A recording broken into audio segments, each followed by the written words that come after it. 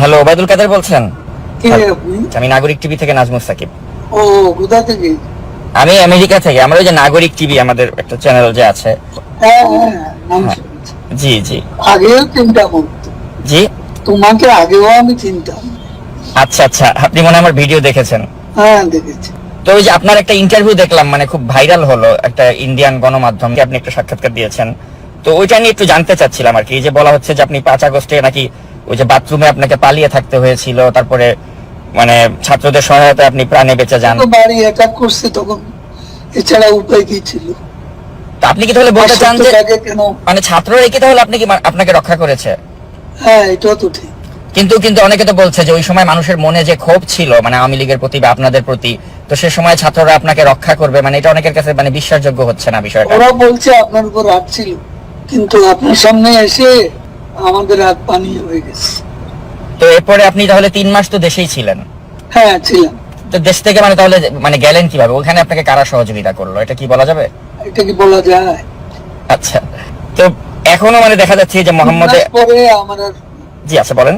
যেভাবে তল্লাশি, বাড়িতে বাড়িতে অভিযান, আত্মীয় স্বজনের বাড়িতে তল্লাশি, এসব একবারে চরমে। তো এটা তাছাড়া তখন শরীরটাও আমার একটু সমস্যা হয়ে পড়ছিল, অনেকগুলো ওষুধ খেতে হয়। যে ওষুধ খেলে আমি ভাবলাম যে অ্যারেস্ট হলে তো আমাকে ওষুধ খাওয়ানো হলো। তো অনেক কিছু চিন্তা করে আমি শেষ পর্যন্ত সিদ্ধান্ত নিলাম ওখানে আর থাকবো না, এই আর কি। তো এই যে 3 মাস যে আপনি থাকলেন, তো এই 3 মাসে তো আপনি নিশ্চয়ই বুঝতে পেরেছেন যে মানে মানুষের মনে যে আপনাদের আওয়ামী লীগকে নিয়ে যে এত ক্ষোভ, এই ক্ষোভটা কি আপনি মনে করেন না যেটা যুক্তিযুক্ত ছিল? কারণ আপনারা এই যে 15.5 বছরে যা করলেন, আপনার কি মনে হয় না যেটা থেকে আপনাদের আমরা 15.5 বছরে পদ্মা সেতুও তো আমরা করেছি, 3.5 বছরে মেট্রো রেলও তো আমরা করেছি, 7.5 বছরে 15 বছরে ঢাকা এলিভেটেড এক্সপ্রেসওয়ে তো আমরা করেছি। কিন্তু আপনারা যে উন্নয়ন করেছেন, উন্নয়নমূলক কর্মকাণ্ডের নামে যে জনগণের ভোটাধিকার আপনারা যে কেড়ে নিয়েছিলেন, আপনি কি মনে করেন না যে এটা এটা একটা আপনাদের ভুল ছিল? কোনটা? মানে এই যে উন্নয়নের কথা বলে আপনারা যে গণতন্ত্র না উন্নয়ন, কিন্তু দেখা গেল আপনারা উন্নয়নের কথা বলে 18 সালে একটা রাতের ভোটের নির্বাচন করলেন, 2024 একটা দামি নির্বাচন করলেন। তো এই যে জনগণের যে ভোটের অধিকারটা কেড়ে নিয়েছিলেন, আপনি কি মনে করেন না যে এটা আপনাদের একটা ভুল সিদ্ধান্ত ছিল? আলোচনার অপেক্ষা রাখে, সেগুলো চর্চা করার বিষয় আছে, আমাদেরও একটা দৃষ্টিকোণ আছে। কিন্তু আমরা যখন দেখি মোহাম্মদে দেশে দেশে গণতন্ত্রের স্বরূপ সব জায়গায় একরকম নয়। আমাদের দেশে অপোজিশনের যে চেহারা, সেখানে আমাদেরকে একটা ইলেকশন লিগালি করতে হয়, সেটা আমরা করেছি। তো এটা কিন্তু উন্নয়নকেও আমরা, দেশের মানুষ যা চায়, আজকে আপনি অপিনিয়ন পোল নেন, বেশিরভাগ লোক শেখ হাসিনা আবার আসুন এবং শেখ হাসিনাকে আমরা চাই, এই কথা আজকে মানুষের মুখ। ইলেকশনটা হলে বুঝবেন না, কিন্তু এটা তো আপনি যেহেতু আওয়ামী লীগ করেন আপনি সেটা বলছেন, মানুষ শেখ হাসিনাকে বলবে। কিন্তু পাবলিক পারসেপশন হচ্ছে যে আপনি দেখেছেন যে শেখ হাসিনা যদি সত্যি মানে ওই সিচুয়েশন থাকতেন, দেশে থাকতেন, ওনাকে তো দেশ ছেড়ে পালিয়ে যেতে হয়েছে। তো এটা কি তার রাজনীতির জন্য একটা লজ্জাজনক অধ্যায় না? আমি এটা মনে করি না। তখন তার বেঁচে প্রয়োজন ছিল, কারণ তাদের সেদিন প্ল্যানই ছিল তাকে কিল করবে। আচ্ছা, বেগম খালেদা জিয়াও তো মারাত্মক শারীরিকভাবে অসুস্থ ছিলেন, কিন্তু কই উনি তো কম্প্রোমাইজ করেননি, উনি তো আপোষ করেননি, উনি তো দেশেই থেকেছেন, তাকে চিকিৎসাও করতে দেননি। হ্যাঁ, কিন্তু উনি তো আপনাদের সাথে কম্প্রোমাইজ করলে তো আপনারা তাকে বিদেশে যেতে দিতেন, তো তিনি তো কম্প্রোমাইজ করেননি, কিন্তু আপনাদের নেতৃত্ব কম্প্রোমাইজ করে ভারতে চলে গেলেন।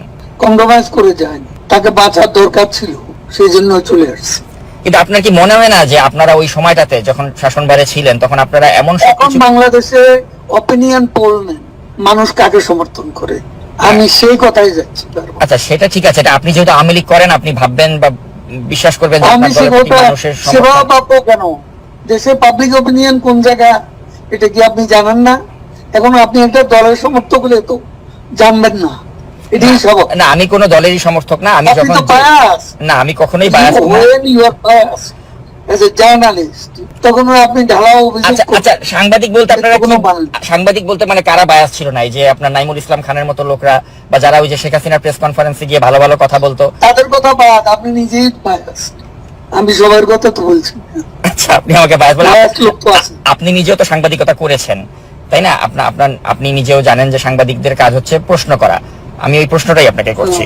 তো সেজন্য আমি প্রশ্ন করে লাভ তো নেই, প্রশ্ন করে যা নেবেন সেটা লিখতে পারবেন, কারণ আমি আওয়ামী লীগের যে সেটি সেটা আপনি প্রচার করতে পারবেন না। আমি অবশ্যই প্রচার করতে কথা পারবো, বলার জন্য বলছেন। এবং আমি যেটা কথা আপনার সাথে হ্যাঁ। হচ্ছে পুরোটাই আমি আনকাট প্রচার করব। কিন্তু আমি যেটা জানতে চাই যে আপনাদের কি এখনো কোনো অনুশোচনা বা আত্ম উপলব্ধি হয়েছে যে আপনারা যা করেছিলেন না, সেগুলো সেটা সঠিক ছিল না? না, আমাদের আত্ম উপলব্ধি, আমাদের আত্মসমালোচনা থাকতে পারে, এবং সেটা নিয়ে আমরা চর্চা করব যখন আমরা দেশে ফিরব, এবং সেখানে আলোচনা করে ভুল হয়ে থাকে আমরা ভুল স্বীকার করব, সেটা দেশে বিদেশে বসে। কিন্তু দেশে কি যাওয়ার মতো বাস্তবতা আপনাদের হবে আদৌ? কারণ আপনাদের নেতাকর্মীরা সবাই তো মানে পলাতকই বেশিরভাগই, কাউকেই তো আমরা দেখতে পাচ্ছি না।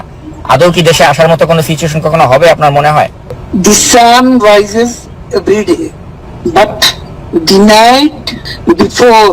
তো আরেকটা প্রশ্ন করতে চাই, আরেকটা প্রশ্ন আপনাকে করতে এটা তো আপনি জানা, এটা তো এই ইংরেজিটার বাংলা। একটু ভাবেন, এ ধরনের অবস্থা থেকে we can get out of this মানে আপনার enemy position.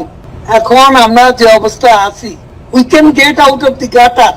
হুম আমি সেটাই মনে করি। না সেটা ঠিক আছে, আপনি আসলে আপনি গাটারে পড়ে গেছেন, গাটার থেকে you can get out of the gutter, ওই বিশ্বাসটা আপনার আছে। কিন্তু কথা হচ্ছে এই গাটারে আপনারা পড়লেন কেন? হ্যাঁ, I can get out of the gutter. হ্যাঁ, তো ওই উপলব্ধিটা কি আপনাদের হয় যে এই গাটারে পড়লাম কেন? গাটারে পড়েছি নিজেদের স্বেচ্ছাচারিতার কারণে, ভোট চুরি করে ক্ষমতায় থাকার কারণে, অপোজিশনকে কোনো স্পেস না দেওয়ার কারণে। তো এই উপলব্ধিটা না আসলে কি আপনি মনে করেন যে বাংলাদেশে আসলে রাজনীতিতে প্রত্যাবর্তন করা সম্ভব?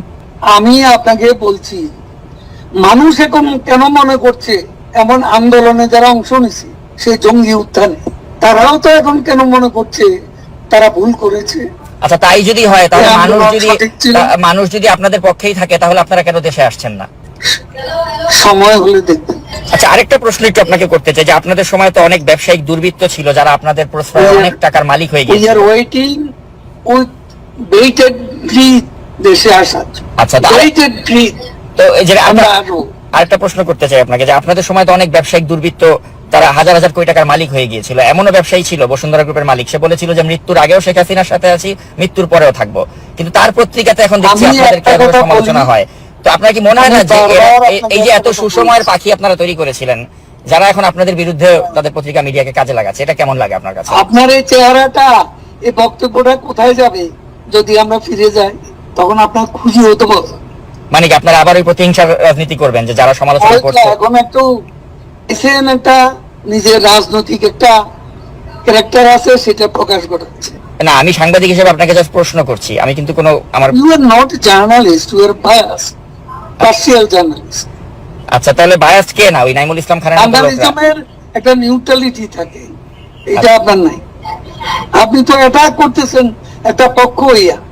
ইউনুসের লোকেরা যেভাবে বলে, ফান্ডামেন্টালিস্টরা আজকে যেভাবে আমাদের বিরুদ্ধে বলে, আপনি তাদের সেই চিন্তা চেতনার প্রতিধ্বনি করছেন। আচ্ছা, এই ধরনের আমার সাথে কথা বলে লাভ কি? আর আমাদের দল নিষিদ্ধ, এখন আপনি এটা তো প্রকাশ করতে পারবেন না দরকার কি আমার ইন্টারভিউ? না, তারপরে আমি যেটা জানতে চাই আপনার কাছে শেষ পর্যন্ত, যে মানে আপনাদের কি মনে না, হচ্ছে আমার না জানার দরকার নেই। যে আপনারা জনগণের না, কাছে I don't want to talk to you. আপনি প্রশ্ন করছেন, তো প্রশ্নের মধ্যে আপনার পার্সিয়ালিটি প্রকাশ ঘটাচ্ছেন। আপনি একটা পলিটিক্যাল ক্যাম্পের সাথে সেটা প্রকাশ ঘটাচ্ছেন। প্রশ্ন এইভাবে করে না, একজন নিউট্রাল জার্নালিস্টের প্রশ্ন এরকম হয় না। আচ্ছা, শেষ প্রশ্ন আপনাকে যেটা করতে চাই, তাহলে আপনারা কি কখনোই জনগণের কাছে আপনাদের অতীত কর্মকাণ্ডের জন্য ক্ষমা চাবেন না? আমি সে কথা জবাব দিয়েছি, শুনতে পাননি। আচ্ছা, আমরা যাই করব দেশে গিয়ে করব। ঠিক আছে, আমরাও আপনাদের দেশে আসার অপেক্ষায় থাকলাম। আপনি ভালো থাকবেন। তো তখন আর আপনার দেখা যাবে না। ও আচ্ছা, আপনারা প্রতিহিংসার রাজনীতি করবেন আর কি, যে আমাদেরকে দেশে আসলে একদম? না, আমরা তো করবো না, আপনি নিজেই পালাবেন। ও আচ্ছা আচ্ছা, মানে আপনাদের আপনি নিজেই পালান, মানে আপনাকে কঠিন কয়েকটা জার্নালিস্ট হ্যাঁ, আর নিজেই পালান।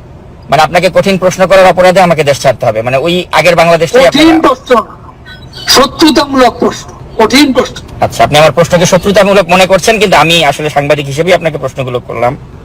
উনি সংযুক্তি বিচ্ছিন্ন করে দিয়েছেন।